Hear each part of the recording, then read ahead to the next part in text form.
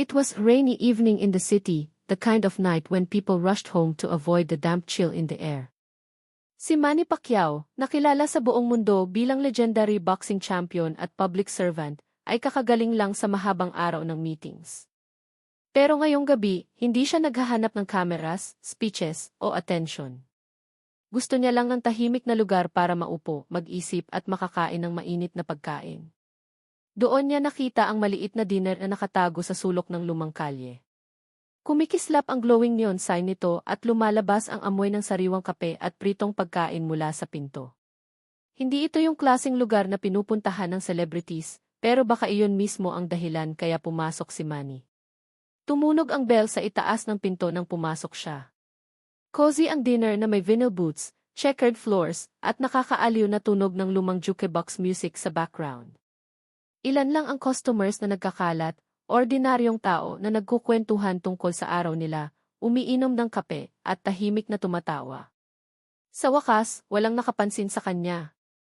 At gusto ni Manny iyon. Umupo siya sa booth malapit sa bintana, habang malabo ang liwanag ng streetlights dahil sa mga patak ng ulan sa labas. Nang kunin niya ang menu, wala siyang inaasahang unusual. Burger lang, siguro mainit na mangkok ng sopas. Pero sa kanya nakita siya. Isang young waitress, siguro early 20 pa lang, na mabilis na gumagalaw sa pagitan ng mga table. Hindi nawawala ang ngiti niya habang nagdadala ng trays at nagbubuhos ng kape, at mabait na binabati ang customers. Pero may kakaiba sa kanya. Ang isa niyang kamay ay balot ng bandage, kaya nahihirapan siyang balansihin ang mga plato. Medyo pumikit ang mata ni Manny. Kilala niya ang itsura ng sakit na nakatago sa likod ng ngiti. Sinusubukan niyang gawin ang best niya, pero sa bawat pag-angat niya ng mabigat na tray o pag-abot para punasan ang table, medyo natatalo ang galaw niya. Isang beses, halos mahulog niya ang baso ng tubig, pero mabilis niyang na-steady gamit ang kanyang ibang kamay at tinawanan lang. Walang pakialam ang customer, pero napansin ni Manny. Bakit ganito pa rin siyang nagtatrabaho?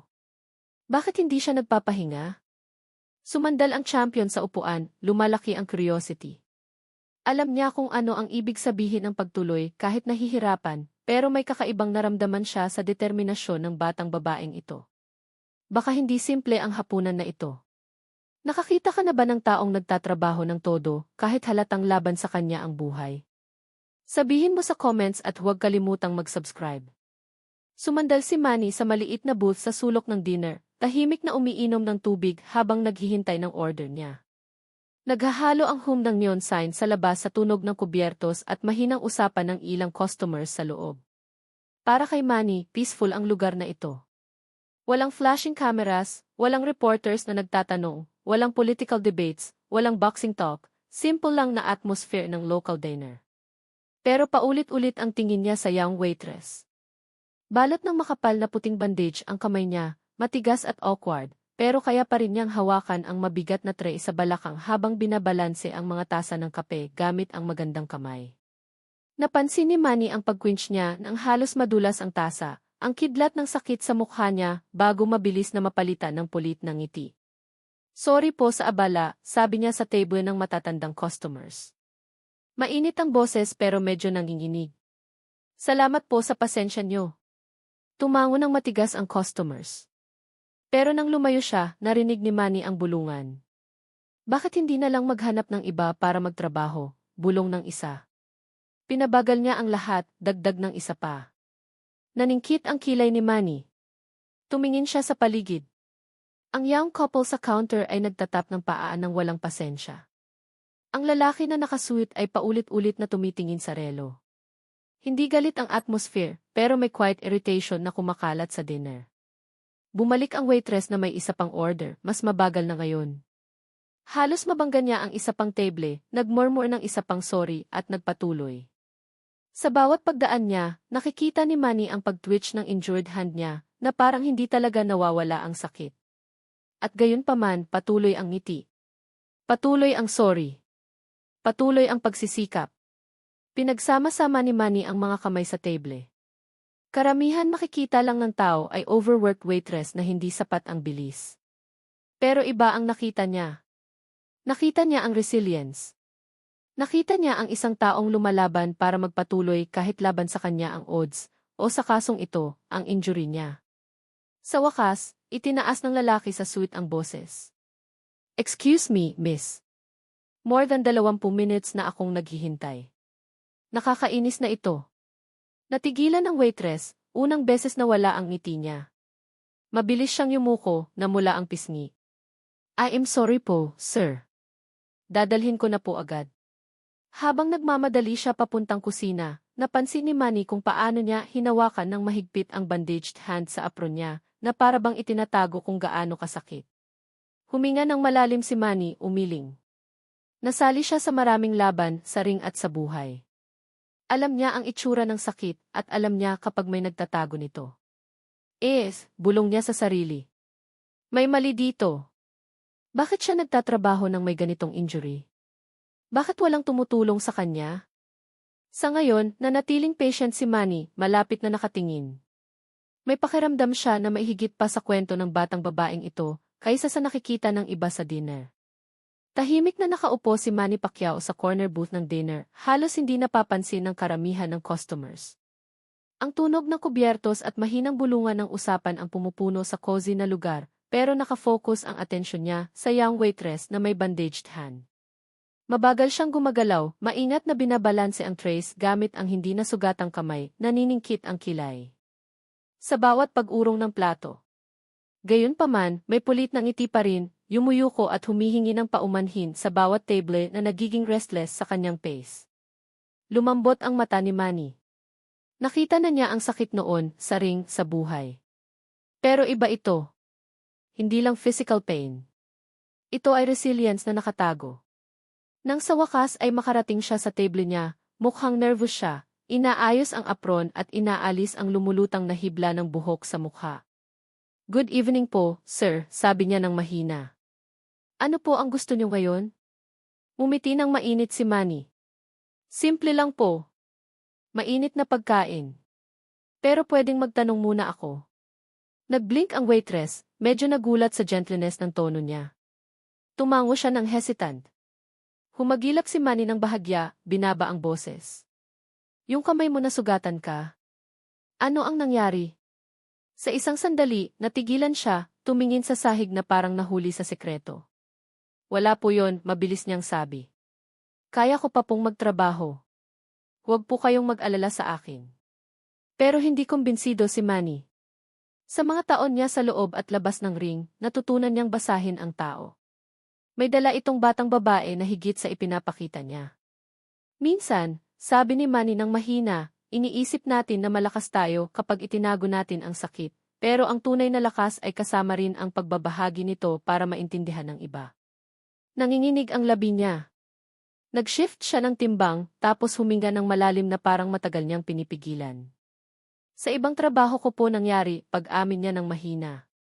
"Mga umaga po ako sa warehouse naglo-load ng boxes. Noong nakaraang linggo, may nadulas at pumisa sa kamay ko.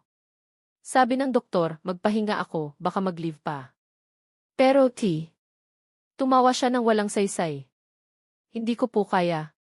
Wala akong choice." Makinig ng mabuti si Manny, lumulubog ang puso sa bawat salita. Nagpatuloy siya, nanginginig ang boses pero matatag pa rin para dalhin ang katotohanan. "Wala na po ang parents ko. Ako na lang at ang 2 kong kapatid na mas bata. Nag-aaral pa sila. Kung hindi ako magtrabaho, walang kakainin sila. Hindi mabayaran ang renta kaya..." Itinaas niya ng bahagya ang bandaged hand. "Patuloy lang ako dahil kailangan." Ayan na, ang bigat na dala niya sa likod ng ngiti. Sumandal si Manny, tahimik na sandali ang namagitan sa kanila. Nawala sa background ang tunog ng dinner habang iniisip niya ang sariling journey. Ang mahabang araw ng gutom, ang gabi ng pagbaboxing para makabili lang ng pagkain para sa pamilya. Nakita niya ang sarili sa kanya. Parehong determinasyon, parehong ayaw sumuko kahit gaano kasakit. "Yung mga kapatid mo," tanong ni Manny ng mahina. "Alam ba nila kung gaano kahirap ang ginagawa mo para sa kanila?" Umiling siya. "Ayaw ko po nilang malaman. Mga bata pa sila. Gusto ko lang mag-focus sila sa pag-aaral. Baka balang araw magkaroon sila ng mas magandang buhay." Baka balang araw, hindi na sila mahirapan tulad nito. May humarap na bukol sa lalamunan ni Manny. Narito ang isang batang babae na itinutulak ang sarili lampas sa limit. Hindi para sa glory o fame, kundi para sa pag-ibig. Pag-ibig sa pamilya. Salamat sa pagkukwento sa akin, sabi ni Manny ng taos puso. Yan ang tunay na tapang. Medyo lumaki ang mata niya na parang wala pang nagsabi niyan sa kanya noon. Mabilis siyang nag-excuse para kunin ang order niya, pero nanatiling nakatitig si Manny, nawawala sa pag-iisip. Hindi ordinaryong waitress ito. Ito ay fighter hindi sa ring kundi sa buhay. At si Manny Pacquiao, higit sa sinuman, kilala ang mga fighter. Nagpapatuloy ang mahinang buzz ng dinner na may tunog ng tasa at bulungan ng usapan. Pero para kay Manny Pacquiao, parang tumahimik ang mundo nang tumayo ang young waitress sa tabi ng table niya. Nag-shift siya ng timbang mula isang paa, patungo sa isa. Ang good hand ay hawak ang notepad habang bahagyang nanginginig ang bandaged one sa gilid. Nagkalat ang tingin niya sa dinner, tinitingnan ang ibang customers, bago siya huminga ng malalim. Parang matagal na niyang pinipigilan ang kwento na hindi niya inaasahang ikukwento sa estranghero, lalo na sa world-famous boxer. Hindi mo kailangang sabihin kung hindi ka komportable, sabi ni Manny ng mahina, mainit at matatag ang boses.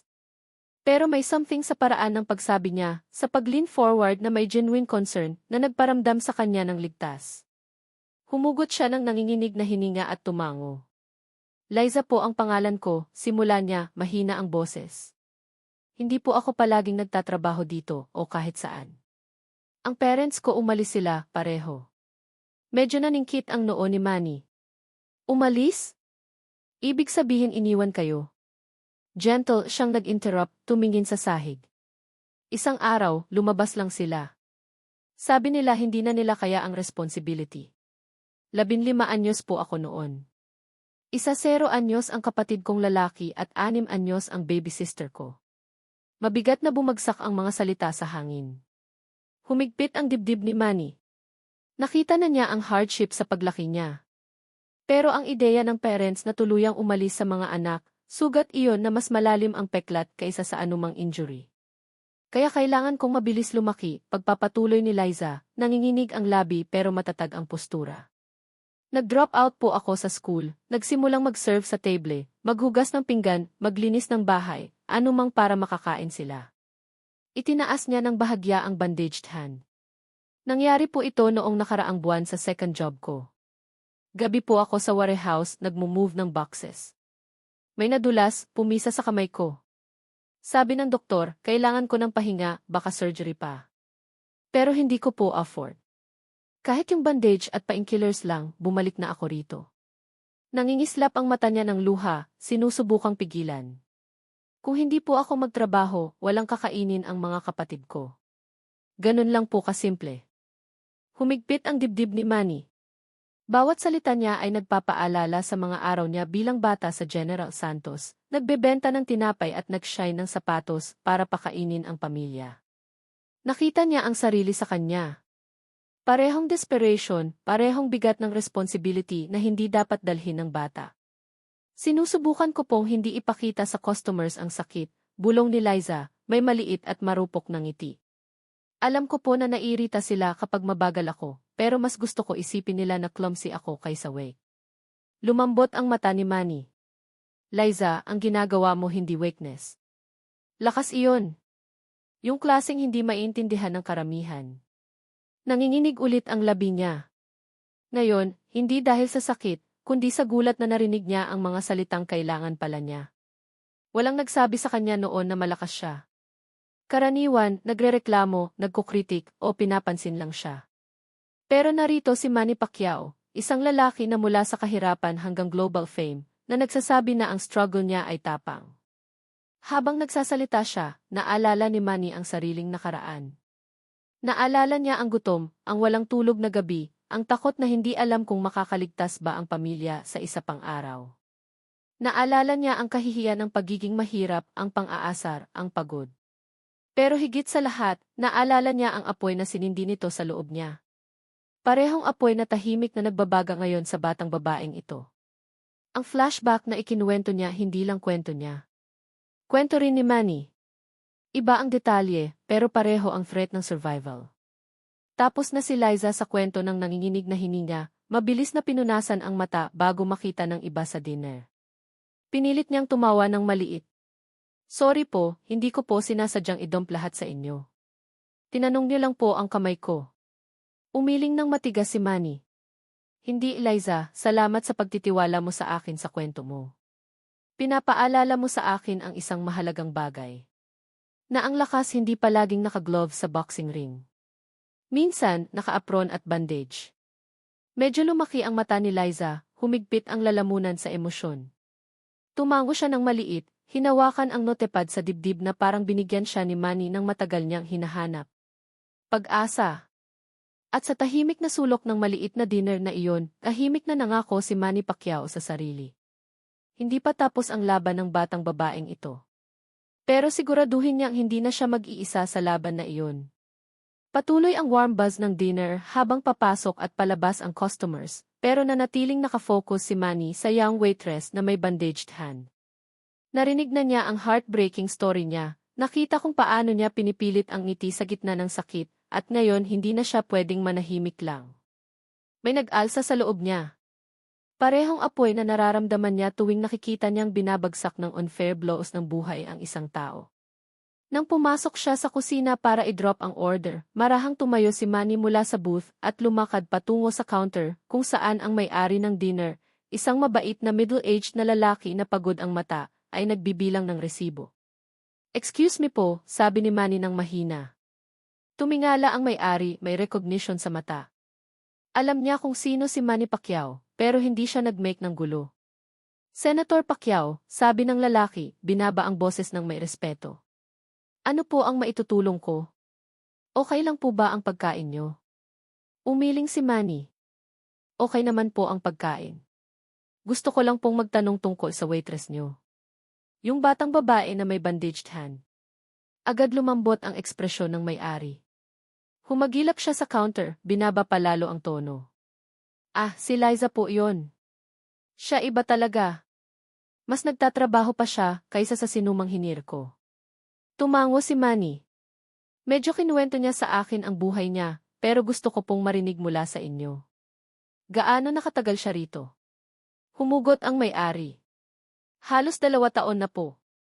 Nagsimula siya pagkatapos umalis ng parents niya. Bigla na lang dumating, nagtanong kung may trabaho.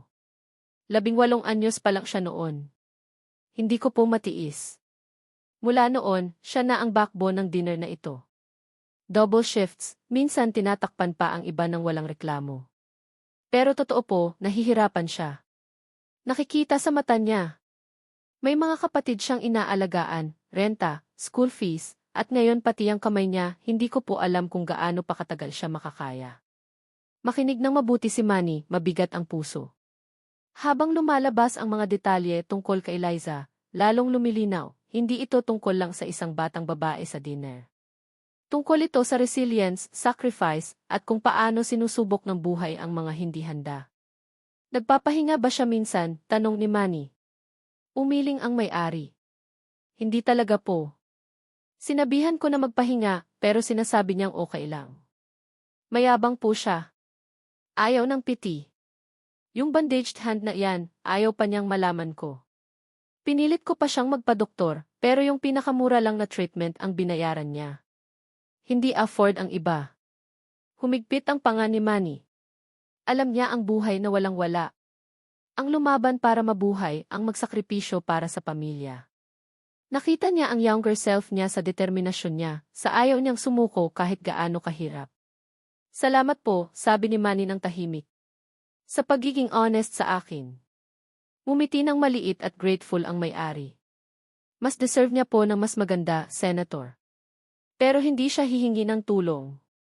Ganyan po talaga siya. Dahan-dahang bumalik si Manny sa booth, malalim ang iniisip. Madali niyang mailabas ang wallet, ibigay ang sapat na pera para sa bills niya, at tapos na. Pero hindi iyon ang sagot. Pansamantala lang malulutas ng pera ang problema, pero hindi ibibigay ang long-term stability na kailangan niya at ng mga kapatid. Hindi. Gusto niyang gawin ang mas malaki, ang talagang magbabago sa buhay niya. Nang bumalik si Liza na may isa pang tray, bahagyang nanginginig ang bandaged hand sa bigat, lumambot ang mata ni Manny. Nagdesisyon na siya. Tutulungan niya ito. Pero hindi lang charity. Bibigyan niya ng future. At sa tahimik na dinner na iyon, nagsimula si Manny Pacquiao na magplano kung paano baguhin magpakailanman ang buhay ng isang batang babae. Kung nakakita ka na ng taong deserve ng tulong pero masyadong proud para humingi, ibahagi ang experience mo sa comments. Lumabas sandali si Manny Pacquiao sa dinner, kinuha ang phone sa bulsa.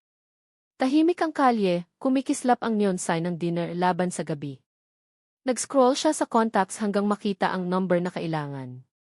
Ang direktor ng charitable foundation niya. Hello, sagot ng mainit na boses sa kabilang linya. Matatag pero may urgency ang boses ni Manny. Kailangan ko ng tulong mo. May batang babae rito, waitress. Nasugatan ang kamay, hindi afford ang treatment. Siya lang ang sumusuporta sa mga kapatid. Gusto kong agad tayong makialam. Walang pag-aalinlangan.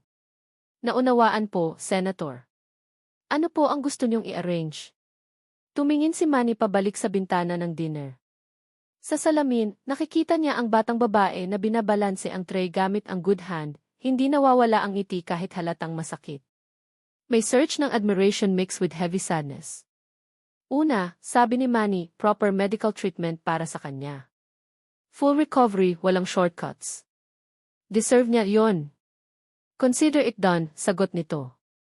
Hindi pa tapos si Manny. Lumalim ang boses sa determinasyon. Yung pamilya niya, hindi dapat sila maghirap dahil sa circumstances na hindi nila pinili. Takpan niyo ang school expenses ng mga kapatid, uniforms, books, tuition, lahat. May paos ng katahimikan sa linya na parang pinoproseso ng direktor ang laki ng request. Sige po, aayusin namin. At para sa kanya? Sumandal si Manny sa lamppost, lumambot ang mata. Ayaw ko siyang matrap forever sa cycle na to, masyado siyang malakas, matalino, capable. Bigyan niyo siya ng scholarship. Pwede siyang mag-aral para sa mas magandang future, nursing, teaching, kahit ano ang pangarap niya. Walang batang babae ang dapat matrap dahil sa kahirapan. Emosyonal na ang boses ng direktor. Marami na kayong binago na buhay, Senator. Ito, magbabago magpakailanman sa kanya. Tinapos ni Manny ang tawag ng simple, salamat. Isinilid ang phone, huminga ng malalim at bumalik sa dinner. Sa loob, nililinis ni Liza ang mga plato sa table, bahagyang nanginginig ang kamay sa strain. Naghintay si Manny hanggang matapos siya, tapos tinawag siya. Liza, malumanay niyang tawag. Lumapit siya, nervous, inaayos ang apron. Yes po, sir. May kailangan pa po ba kayo? Ngumiti si Manny ng reassuring. Hindi pagkain. Pero may mahalagang kailangan mong gawin. Bukas ng umaga, magkikita ka sa doktor. Aayusin ang kamay mo. Walang trabaho ng may sakit. Nagblink siya, stunned. Ano po? Hindi ko po afford. Hindi mo na kailangang magbayad, putol ni Manny ng malumanay. Naayos na. At hindi lang yon. Tatakpan na ang school fees ng mga kapatid mo. Hindi mo na kailangang mag-alala na mamiss nila ang pag-aaral. Lumaki ang luha sa mata niya. Umiling sa disbelief. Bakit po?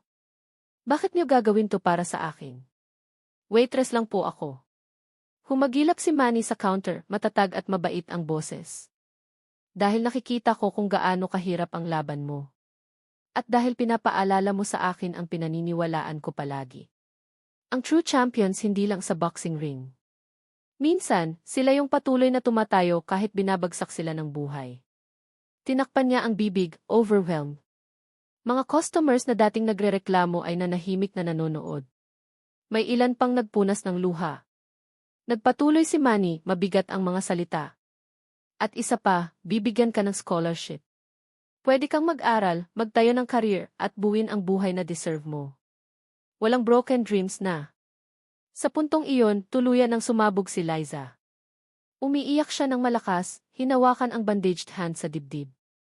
Salamat po ng marami, bulong niya. Tumango si Manny, humble ang ngiti. Huwag mo akong pasalamatan. Pangako mo lang na hindi ka titigil sa paglaban para sa mas magandang bukas. Tahimik na pumalakpak ang buong dinner. Sa unang beses ng gabing iyon, tumayo ng medyo matangkad si Liza, nawala ang sakit hindi lang sa pangako ng healing, kundi sa regalo ng pag-asa. Isang maliwanag na Sabado umaga nang makatanggap si Manny ng unexpected visitor sa training camp niya. Kakataps lang niya ng light sparring, pawis pa sa noo nang lumapit ang assistant at kumatok ng mahina sa pinto. "Sir, may bisita po," sabi nito ng mahina. Nagtaka si Manny, pinunasan ang mukha ng tuwalya at lumabas. Nakatayo sa labas ng pinto ang young waitress, pero ngayon, hindi nakatulad ng fragile na batang babae na nakilala niya ilang linggo na ang nakaraan sa maliit na dinner. Wala ng bandage. Ang kamay na dating nanginginig sa sakit ay nakarelax na sa gilid ng may confidence. Nakanit na damit sa halip na lumang uniform ng dinner, nakatali ang buhok at mas maliwanag ang ngiti kaysa dati. Pero pinaka nakakaantig, ang mata niya, hindi na bigat ng pagod at silent suffering, kundi buhay na may pasasalamat at pag-asa. "Senator," nabasag ang boses niya nang lumapit siya. "Hindi ko po alam kung paano magsimula ng pasasalamat." Inanyayahan siya ni Manny na maupo, ang karaniwang warm smile ay nag-ease ng tension. "Hindi mo na kailangang magpasalamat," sabi niya ng kalmado. "Ginawa ko lang ang dapat gawin ng sinumang makakita ng nangangailangan." Pero umiling siya ng malakas. Lumaki ang luha habang pinagsasama ang mga kamay. "Hindi po, Senator. Hindi niyo po naiintindihan. Hindi niyo lang po ako tinulungan. Iniligtas niyo po ako. Iniligtas niyo po ang pamilya ko." Dumaloy ang mga salita, nanginginig pero sincere ang boses. Ikinuwento niya kung paano, pagkatapos bayaran ni Manny ang treatment, nag-heal ng maayos ang kamay niya. Napigilan ng medical care ang maaaring permanenteng disability ayon sa doktor. Sa healed hand, mas efficient siyang magtrabaho. Pero may mas malaking pagbabago. Nahatak ng tulong ni Manny ang atensyon ng iba. Isang local community program ang nag-offer ng part-time work na flexible hours para makapag-aral din siya. Isang charitable foundation, inspired sa gesture ni Manny, ang nag-extend ng support para sa education ng mga kapatid niya. Ang buhay na dating trapped sa endless struggle ay biglang puno ng opportunities. "Engineer po ang gusto ng kapatid kong lalaki," sabi niya, ngumingiti sa gitna ng luha. "May books na po ang kapatid kong babae para sa school. At ako, nagsisimula na po akong mag-take ng classes sa accounting." Sa unang beses, naniniwala ako na may future kami. Nabasag ulit ang boses habang pinupunasan ang pisngi. "At dahil po sa inyo. Nakita niyo po ako nang walang pakialam ang iba." Tahimik ang kwarto. Kahit ang assistant sa tabi ay tumingin sa baba, naantig sa mga salita. Humagilap si Manny, gentle pero firm ang tono. "Minsan, ang pagtulong sa isa ay maaaring magbago ng destiny ng marami. Matagal ka ng malakas bago ako dumating. Dala mo ang pamilya mo ng may tapang kahit nasisira ka sa loob. Ginawa ko lang ay ipaalala na hindi mo kailangang mag-isa." Tinakpan ni Liza ang bibig habang tumutulo ang luha, pero ngayon, luha ng saya.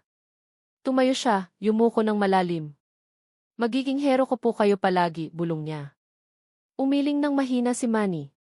"Hindi. Magiging hero ka ng pamilya mo. Iyon ang dapat mong maging." Ngumiti siya, mas magaan ang puso kaysa dati, at umalis ng may renewed purpose. Pinanood siya ni Manny habang papalayo, tahimik na pagmamalaki ang pumupuno sa kanya. Hindi lang siya nakatulong sa struggling waitress.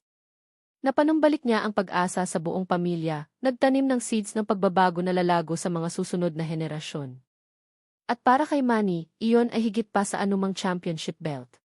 Kung naantig ang puso mo sa kwentong ito, pindutin ang like button, i-share sa friends mo, at mag-subscribe para sa higit pang inspiring true stories. Dahil minsan, ang pinakamaliit na gawa ng kabaitan ang nagpapasimula ng pinakamalaking pagbabago.